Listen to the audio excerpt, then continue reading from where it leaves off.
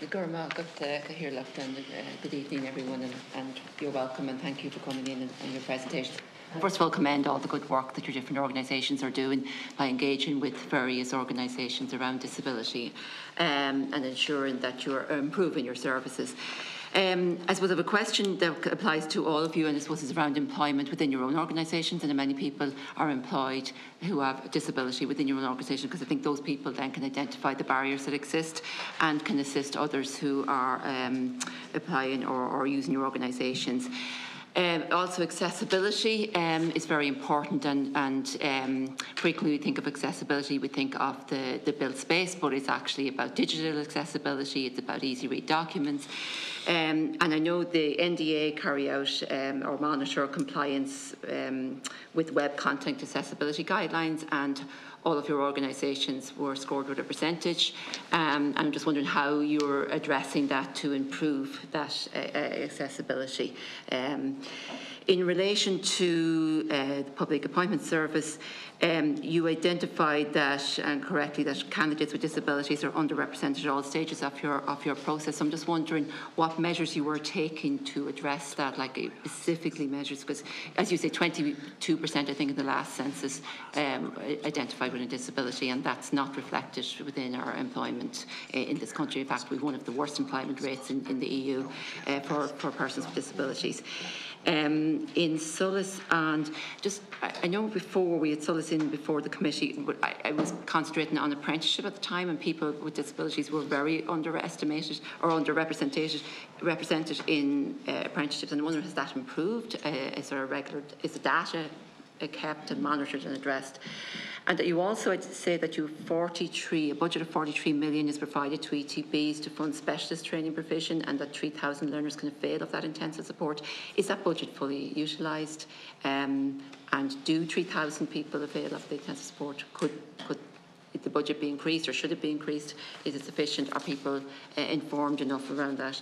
And with the WRC, a lot of times when cases are taken by disabled persons against a business or employer, that a business or employer will be able to afford legal representation, whereas a disabled person frequently may not be. We know there's a significant cost to disability, and that includes for those who are working, because sometimes that adds to the cost of disability. So they're not able to, correct me if I'm wrong, but they're not able to avail of free legal aid.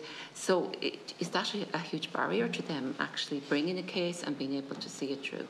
So in terms of the first question around how many people are employed, so as an office of the Department of Enterprise, Trade and Employment, the overall employment rate of staff in the department is 7% of those who have declared having a disability.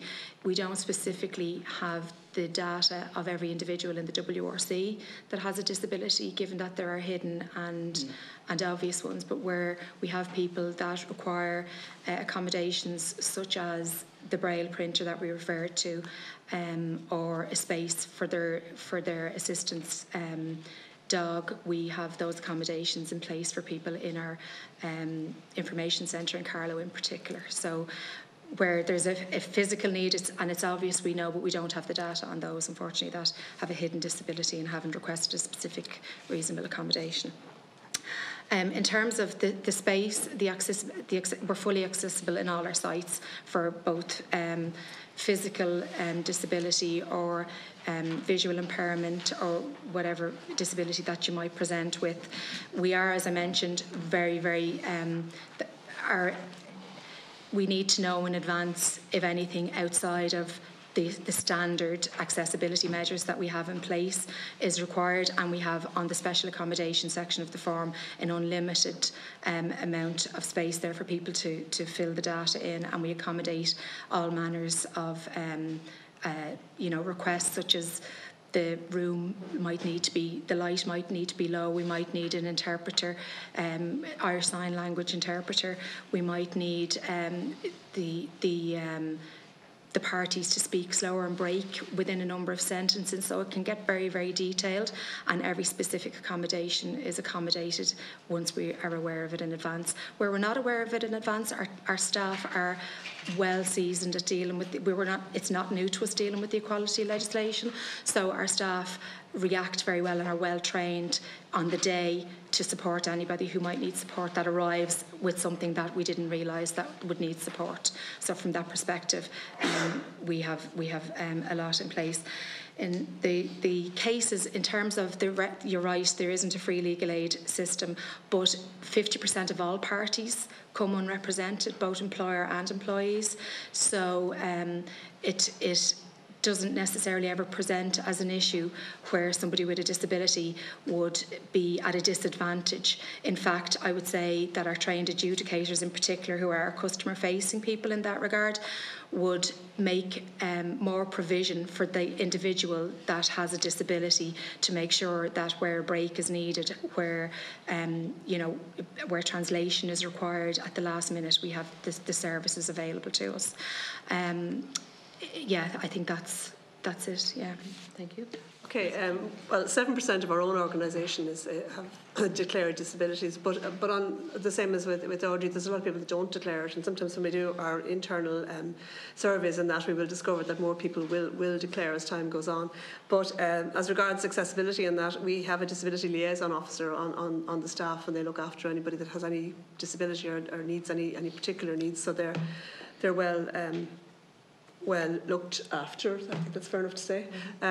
So we have whatever is necessary, because we've had people with disabilities on our staff for a lot of years, and obviously we recruit as well, so we have to be very well trained up in how we treat people and what people need, So as regards our website, I think there's 4 areas identified last year, because each area there's something new, each year there's something new identified, but we covered all those, we've covered off all those areas, and they've all been addressed through that audit as well. It brought up the audit I mentioned, it brought up some areas as well, and they were covered. So what are we doing as an organisation to increase the percentage of people applying as well? We are very conscious that people do not declare when they apply that they have a disability, because it may well be a hidden disability. But however, people are getting better at that now, and people are becoming more comfortable saying that they have a disability.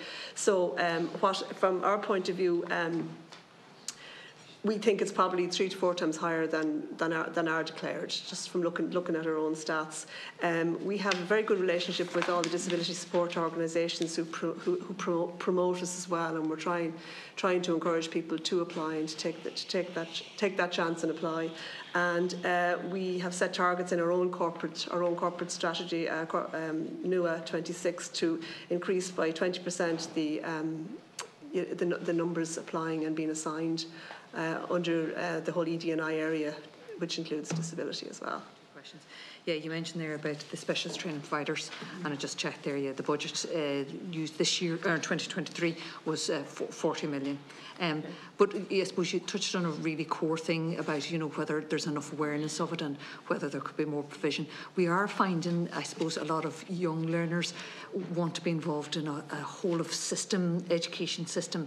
They don't want to be segregated. They want to be in the mainstream as such. So what we're working with the ETBs is to try and integrate that specialist training provision into the core of further education, that it's not a separate provision as such. So that is finding that we have more learners perhaps more keener to into the mainstream as such, but at all times when there is a particular need, people would avail of the specialist training providers. And I would encourage anybody, I suppose, if they're accessing further education, to contact the adult education guidance officers, and there's 240 in the country. They can provide one-to-one guidance as to what particular course suits your particular needs at a particular time. So I suppose it's to try and get that holistic approach as opposed to segregating people into the system as such. And you mentioned there about demand for particular places. I think what we're trying to really do is, for example, we'd worked quite in a lot of detail with regard to the adult literacy service at one particular point in time, and we were finding that people was accessing the adult literacy service for up to maybe 10-15 years as an ongoing service.